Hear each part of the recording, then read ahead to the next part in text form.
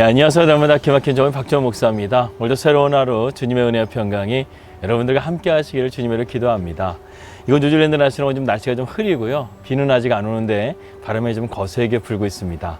그래도 오늘 좀 야외에서 이렇게 촬영하게 되었습니다. 여러분, 내비게이션을 따라 운전을 하다 보면 놀라운 사실 하나 발견하게 됩니다.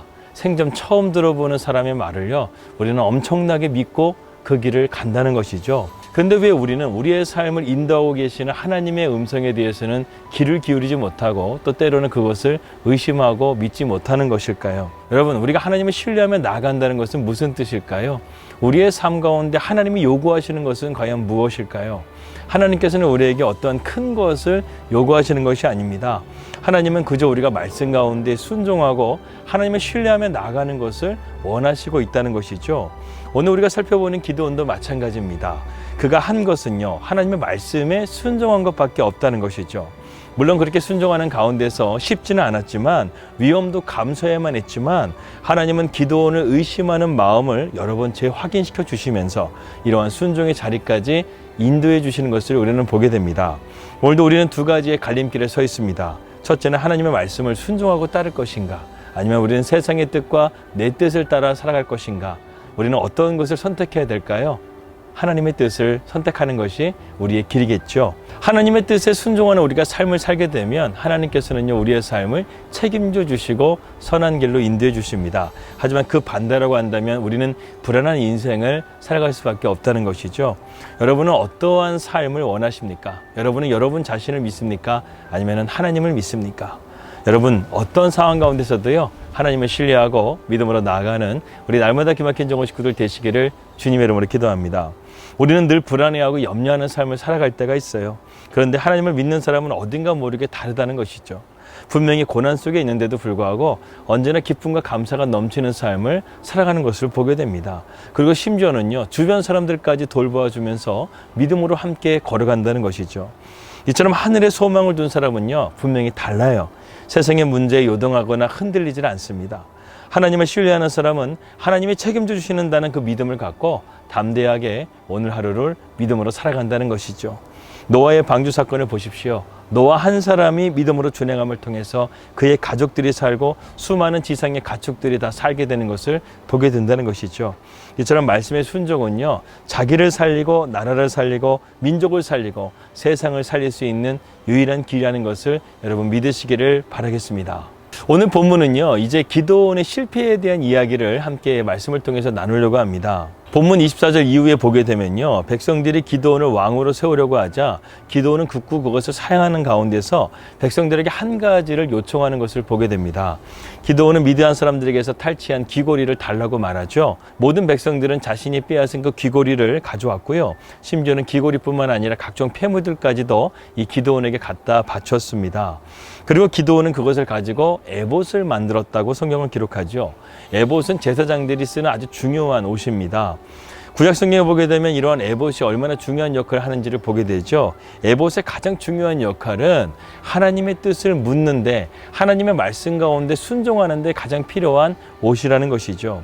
어떤 사람들은 에봇 안에 두 개의 돌이 있는데 그 돌이 우림과 둠밈으로써 하나님의 뜻을 알아내는 데 사용했다고 추측하는 사람들도 있습니다. 아무튼 에봇이 중요한 것은요, 하나님의 뜻을 아는 데 필요했다는 것입니다. 그래서 기드온은 에봇을 만든 거예요.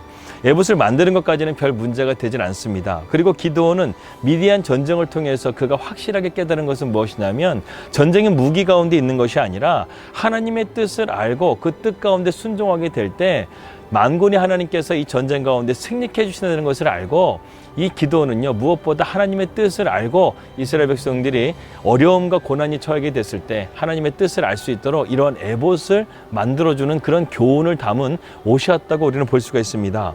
하지만 문제가 생겼어요. 에봇을 만들었던 것이 문제가 아니라 에봇을 통해서 그의 백성들에게 가르치려 했던 교훈이 문제였다는 것이죠. 제대로 전달되지 않은 것이 문제였다는 것입니다. 기드온은 이런 교훈을 주고 싶었던 것이죠. 미디안 전쟁에서 잘 받지 않았던 전쟁은 무기로 하는 것이 아니었습니다. 이스라엘에게 만군의 하나님이 계신다는 것을 증거하고 싶었던 것이죠. 이스라엘에게는 만군의 하나님이 계십니다. 그분의 말씀에 온전하게 순종하게 되면 하나님이 우리에게 승리를 주신다는 것, 그 뜻을 알기 위해서 에봇을 만들어 준 것인데 이스라엘 백성들은 그것을 우상화하게 되고, 이것은 마치요 십자가에 달려 죽으시고 부활하신 예수 그리스도를 알지 못하고 그저 십자가 목걸이가 좋아서 메고 다니는 것과 마찬가지라는 거예요.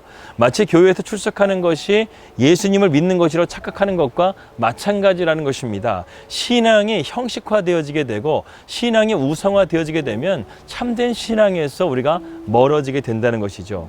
진짜는 내가 예수 그리스도를 인격적으로 만나는 것이 더 중요한 것이고 주님과 함께 믿음으로 동행하는 것이 더 중요하다는 것을 우리는 깨달아야 된다는 것입니다. 이스라엘 백성들은 기드온에게 이스라엘의 왕이 되어달라고 말하지만 기드온은 단호하게 이것을 거절합니다.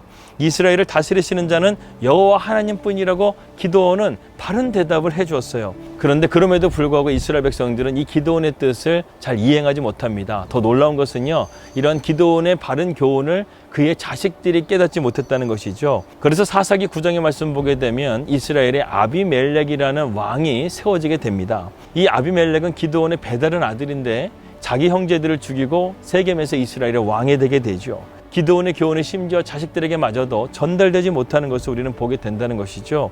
기드온이 에봇을 만든 것은 후손들과 백성들에게 하나님의 우리의 삶의 주인이신 것과 그분이 인도하심을 따라 우리가 살아가야 될 때 하나님께서 우리의 삶을 책임져 주시고 지키시고 보호해 주신다는 사실을 잊어버리게 된 것입니다.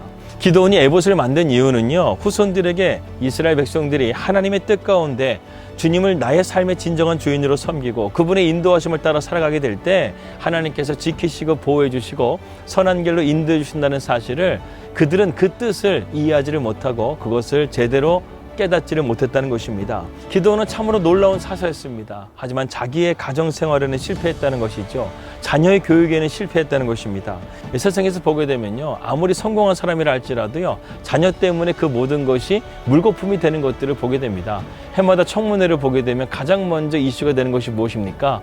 그 사람의 업적은 너무나 뛰어나요. 하지만 그 사람이 자녀에 대한 문제만큼은 제대로 하지 못했을 때 좌천되거나 여러 가지 어려움을 겪게 되는 것을 보게 됩니다. 여러분은 어떠십니까? 여러분의 자녀들에게는 신앙의 본을 잘 보여주고 있습니까? 그리고 그 자녀는 그것을 보면서 하나님의 뜻대로 잘 살아가고 있습니까? 부모는 자녀의 반면교차라고 했습니다. 자녀의 거울이라고 했습니다. 우리는 기드온의 인생의 실패를 잘 깨달아야 됩니다. 많은 사람들에게 인정받고 큰 승리를 이루었지만 자신의 가정생활, 자녀 교육에서는 실패했다는 것을 우리는 보게 되면서 이러한 기드온 가문의 비극적인 결말을 우리는 보게 된다는 것이죠. 그렇기 때문에 여러분, 이것만큼은 우리가 확실하게 심어줘야 됩니다. 진정한 성공은 하나님의 인도하심에 성공하는 것이고 이것만큼은 자녀들에게 확실하게 심어주십시오. 진정한 성공은 하나님의 인도하심을 받아서 성공하는 것이고 그분의 뜻을 따르는 것임을 확신하고 믿음으로 나가는 것, 이것이라는 것을 자녀들에게 잘 가르쳐줌을 통해서 여러분들의 자녀와 여러분들의 가문이 대대손손 하나님의 복받고 믿음의 가문이 될 수 있는 그러한 축복이 임하기를 주님의 이름으로 기도합니다. 기도하겠습니다. 하나님 아버지, 감사합니다. 오늘도 우리에게 귀한 하루를 주셨습니다. 기도원의 말씀과 같이 우리의 삶 가운데 하나님의 말씀에 온전하게 순종하고 따라가는 것이 말로 우리에게 진정한 승리와 성공인 것을 깨닫게 해주시고 우리의 자녀들에게 그러한 믿음의 유산을 잘 물려줄 수 있는 믿음의 본이 되는 우리 날마다 기막힌 정식 식구들 될 수 있도록 인도하여 주시옵소서. 살아계신 주 예수 그리스도 이름으로 기도하였습니다. 아멘. 오늘도 평안한 하루 되시고요. 저는 내일 뵙도록 하겠습니다. 우리 믿음으로 승리합시다. 할렐루야.